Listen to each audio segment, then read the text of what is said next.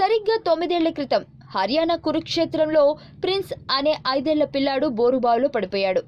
60 అడుగుల లోతు, 36 గంటల పోరాటం దేశమంతా ఉత్కంఠంతో చూసింది. ప్రిన్స్ పైకి రావాలి, బతకాలి అని. జనం ఎంత కనెక్ట్ అయ్యారంటే ప్రిన్స్ బతికి బయటపడగానే అమాంతం కోటీశ్వరుడైపోయాడు జనం చేసిన సాయంతో. ఎందుకని?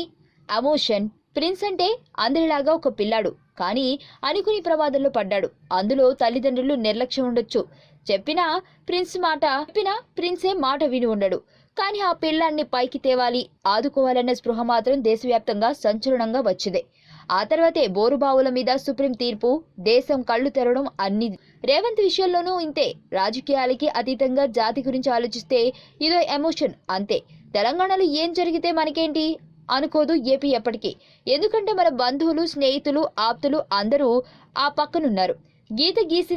గీత గీసినంత మాత్రాన మనసులో ఫీలింగ్ చెరిగిపోదుగా. ఇదే ఎదుటి వాళ్లకి ఆయుధమవుతోంది ఏళ్లుగా. దోపిడీగాళ్లు, మన సొమ్ము తింటున్నోళ్లు బాగుపడతారా? వలసవాదులు, ఆంధ్ర కేడీలు ఇలా పేర్లు పెట్టి విషం కక్కుతూనే ఉన్నారు. అది వేరే విషయం.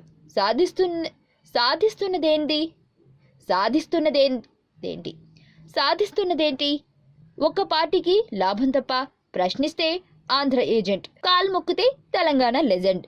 ఇదో నినాదమయ్యాక ఒక్క వాయిస్ రైజ్ అవుతుంది, నిలదీస్తుంది, వెంటాడుతుంది. ఆగుంతే రేవంత్. అందుకే ఆంధ్రాకి అంత ఇంట్రెస్ట్. చంటల మీద వంటలు చేసి కూడు పెడతారనుకోవడం ఎంత అమాయకత్వమో, కేసీఆర్ తీరుతో తెలంగాణకి మేలు జరుగుతుంది అనే ఫీలింగ్ కూడా అంతే. ఈ విషయం అర్థం కావడానికి ఇంకాస్త సమయం పడుతుంది. ముందుగా లేచే గొంతు లీడర్ అవుతుంది, ఇబ్బందులు కూడా తెస్తుంది. రేవంత్ విషయంలో జరుగుతున్నదంతా ఇదే. కేసు ఎందుకు జరిగింది, ఏంటి?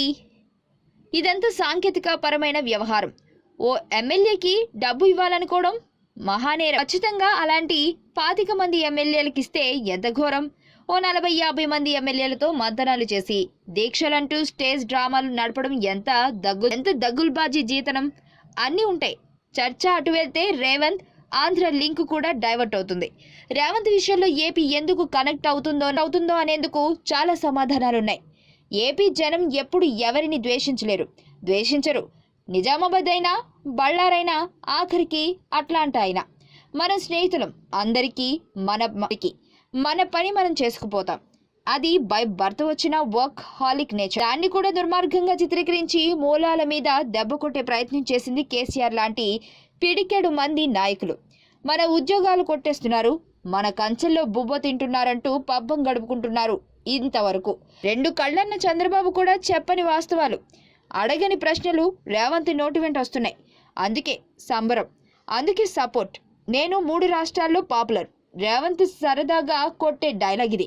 ఇక 1 తెలంగాణ, 2 కేసీఆర్ ఒంటి చేత్తో బుల్డోజర్ డ్రైవ్ చేస్తూ తెలుగు ప్రజల ఆశల సౌధాలు కూల్చేస్తున్న రోజులివి. ఇలాంటప్పుడు బ్రేకులు వేసేందుకు ఎవరో ఒకరు ముందుకు రావాలి. కాంగ్రెస్ ఎప్పుడూ ఆ పని చేయదు. కొరివితో చుట్టపీక అంటించుకునే రకం. బీజేపీకి అందరూ చుట్టాలే. కత్తి దూస్తున్న ఒకే ఒక్కడు రేవంత్. అందుకే ఇప్పుడు రేవంత్ మాట్లాడుతున్న తీరు, అడుగుతున్న ప్రశ్నలు అన్నీ బీటలు వారిన సంబంధాలకి రానున్న ఆయింట్మెంట్ రేవంత్ నడుస్తున్న దారి. అప్పటికి ఆంధ్రోళ్లు దోస్తున్నారు మనని అంటూ జనం దృష్టి మళ్లించి పక్కదారిలో పండుగ చేసుకుంటున్న నాయకుల్ని నిలేయడం, తేల్చుకుందామంటూ కాలు దువ్వడం ఓ రకంగా చారిత్రక అవసరం. అడిగే నాథుడు లేకపోతే, ప్రశ్నించే పరిస్థితి లేకపోతే ఏమైపోతాం? అందరూ జగన్లా దొంగచాటు కాల్పులు జరిపేందుకు కుమ్మక్కు అయితేనో, చంద్రబాబులా ఎందుకులే సర్దుకుపోదామని అనుకుంటేనో, వెళ్ళిపోతేనో సరిపోదు కదా. ఇదే ఇప్పుడు భావోద్వేగాన్ని మండిస్తున్న ఇంధనం. రేవంత్ను చూసి ఆంధ్ర మాత్రమే సంతోషపడుతుందా? రేవంత్ ఆంధ్రాకి మాత్రమే ఇష్టడా? కానే కాదు, అందరి బంధువు. తెలంగాణలోనే విభజన తెచ్చి కొన్ని వర్గాల్ని తొక్కిపట్టి విద్యావంతులు నోరున్న వాళ్ళని డిఫెన్స్లోకి నెట్టి ఊరేగుతున్న రాజకీయానికి కొరడా కొండంగల్ ఎమ్మెల్యే. చారిత్రక పోరాటానికి సారథి రేవంత్. ఇక్కడ మాట్లాడుతున్నది కేసుల గురించి కాదు, జాతి ప్రయోజనాల గురించి. ఇక్కడ వినిపిస్తున్నది ఏపీ వాయిస్ మాత్రమే కాదు, తెలుగు గొంతుక.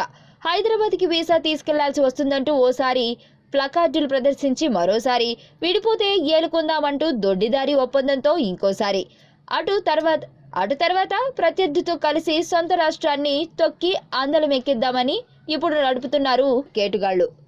ఊరు పట్టనంతా అవినీతి కేసులున్న నాయకుడికి 60 పైచిలుకులకు సీట్లిచ్చి ఊరేగించే మనం ఉచ్చులో పడిన మరో నాయకుడిని వేలెత్తి చూపించడం వింతగా ఉంటుంది ఆలోచిస్తే. అందుకే రేపటిని ఉచ్చులో పడిన మరో నాయకుడిని వేలెత్తి చూపించడం వింతగా ఉంటుంది ఆలోచిస్తే. అందుకే రేపటిని మనసులో పెట్టుకుంటే తెలుగు జాతి కోసం హృదయంతో ఆలోచిస్తే పోరాటం ఇప్పుడు జరిగి తీరాలి. అది రాజకీయంగా, సామాజికంగా. తెలంగాణ కాదు, తెలుగు జాతి కోరుకుంటున్నది ఇదే.